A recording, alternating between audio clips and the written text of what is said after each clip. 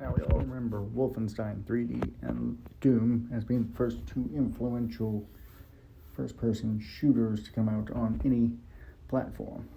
But there was another game that came out created by Accolade, or at least published by Accolade, called Zero Tolerance.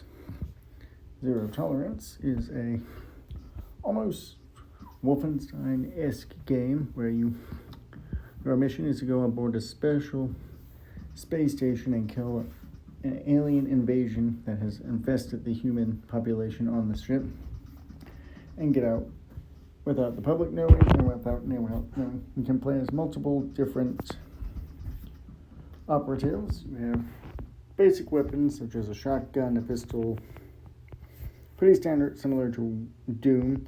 There is a cool little voiceover thing, which on a 16-bit console is kind of nice to hear. It lets you know what ammo and weapons you pick up. Graphically on the Genesis, the game looks great. It does sometimes stutter a little bit when there are too many enemies on the screen and you're blasting them with a shotgun.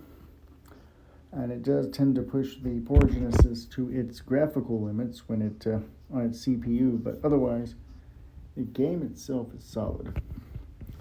On one corner, you will have your health. On the left corner, you will have your ammo counter and how many rounds you have before you're essentially run out of ammo. The objective is to run through all the levels and kill every single enemy operative, although you can run to the elevator and escape, but doing so will force you to return and kill all the enemies remaining in the level in order to complete the game. And so your operative can escape the ship and space station before it explodes and is basically destroyed.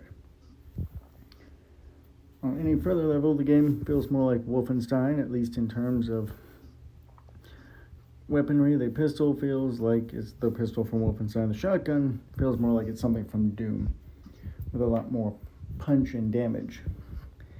Enemies range from simple grunts to something a little bit heavier, but they all tend to run and charge at you. Sometimes they'll charge and punch you, and if you run out of ammunition, you can use your fist to punch the enemies back, but it does make you lose more health.